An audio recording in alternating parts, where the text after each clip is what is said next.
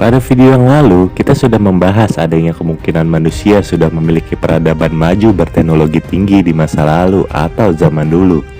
Bahkan, mungkin ada peradaban zaman dulu yang jauh lebih maju dengan teknologi yang juga jauh lebih canggih dibandingkan dengan zaman kita sekarang ini.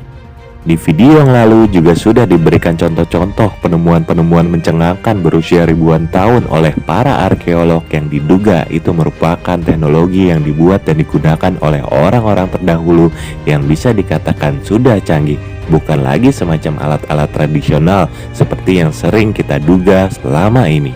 Lalu, kalau memang benar zaman dulu sudah ada peradaban manusia yang sangat maju, kemana hilangnya ilmu pengetahuan mereka? Kenapa semua itu tidak sampai ke generasi kita sekarang? Apa yang menyebabkan hal itu bisa terjadi? Dan seperti apakah sebenarnya peradaban orang-orang terdahulu? Mari kita bahas di video part 2 kali ini. Tapi sebelum itu, jangan lupa untuk subscribe, like, komen, dan share sebanyak-banyaknya ke teman-teman kalian. Lalu klik tombol lonceng notifikasi agar tidak ketinggalan video-video terbaru dari channel ini.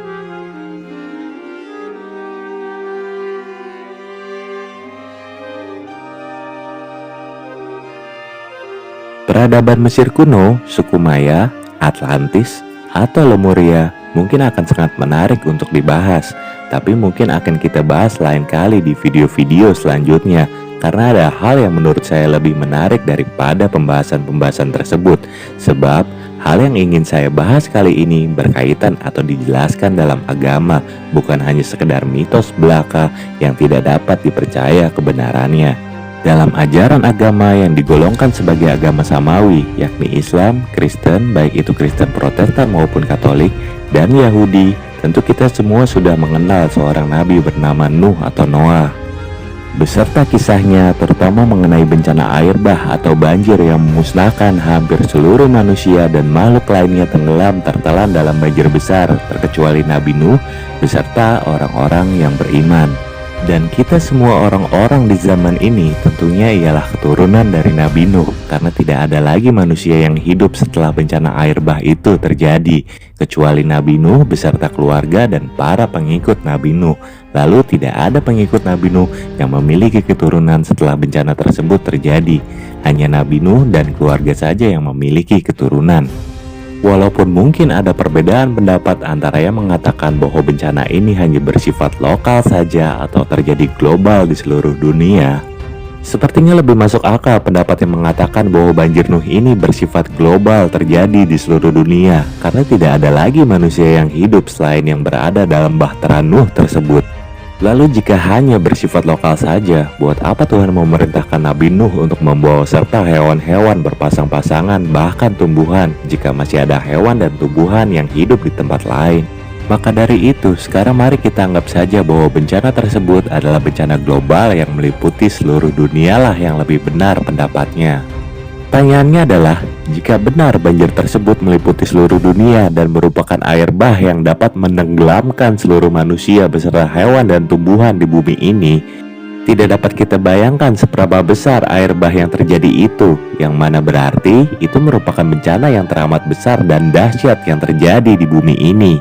Mungkin kita pernah membayangkan bahwa bahtera yang dibuat oleh Nabi Nuh itu terbuat hanya dari kayu saja dan dengan cara tradisional, karena yang kita tahu atau yang kita bayangkan adalah bahwa pada zaman itu teknologi belum berkembang pesat dan canggih seperti sekarang ini. Akan tetapi, masuk akalkah itu? Masuk akalkah hanya sebuah kapal kayu saja dan dengan cara pembuatan tradisional dapat menahan gelombang air bah sangat dahsyat dan besar yang bahkan dapat menenggelamkan seluruh makhluk hidup di bumi? Bahkan bencana tsunami terbesar yang dapat kita bayangkan belum cukup untuk menggambarkan bencana pada saat itu. Jika jawabannya adalah mukjizat, video kali ini mungkin akan berakhir di sini. Bahkan sebuah mukjizat pun mungkin saja memiliki proses yang sebetulnya masuk akal. Jawaban paling masuk akal yang bisa dicerna oleh akal kita adalah bahtera Nuh bukan bahtera biasa yang dibuat secara tradisional hanya dengan kayu saja. Akan tetapi mungkin saja adalah sebuah bahtera berteknologi canggih, bahkan dengan sistem komputerisasi tingkat tinggi. Jika kalian pernah menonton film 2012, kira-kira kurang lebih seperti itulah bahtera Nuh yang sesungguhnya. Mungkin. Ya, mungkin. Karena saya tidak berani mengatakan bahwa pendapat saya ini adalah sebuah kebenaran, karena tentunya saya bukan orang yang paham mendalam mengenai agama. Saya hanya berpikir menggunakan akal saya yang sangat terbatas. Jadi, jika ada yang masih berpikir bahwa Bahtera Nuh dibuat secara tradisional dan hanya menggunakan material kayu saja, tidak apa-apa. Itu bukan masalah, itu hak Anda. Karena tentunya tidak ada yang bisa atau berhak untuk mengganggu apa yang dipercaya atau diimani oleh seseorang, bukan? Coba kita renungkan sejenak, jika benar bahwa di zaman Nabi Nuh manusia masih serba tradisional, dosa besar macam apa yang mampu dilakukan oleh orang-orang yang masih sangat tradisional sehingga dapat membuat Tuhan begitu murka? Lalu menimpakan bencana yang maha dahsyat, air bah yang akhirnya menenggelamkan hampir seluruh umat manusia pada masa itu. Atau jangan-jangan manusia telah melakukan berbagai kerusakan besar di sana-sini di berbagai belahan bumi dengan kekuatan teknologi tinggi yang mampu dibuat manusia di masa itu, sehingga membuat Tuhan murka lalu memusnahkan hampir seluruhnya dan memulai lagi semua dari awal.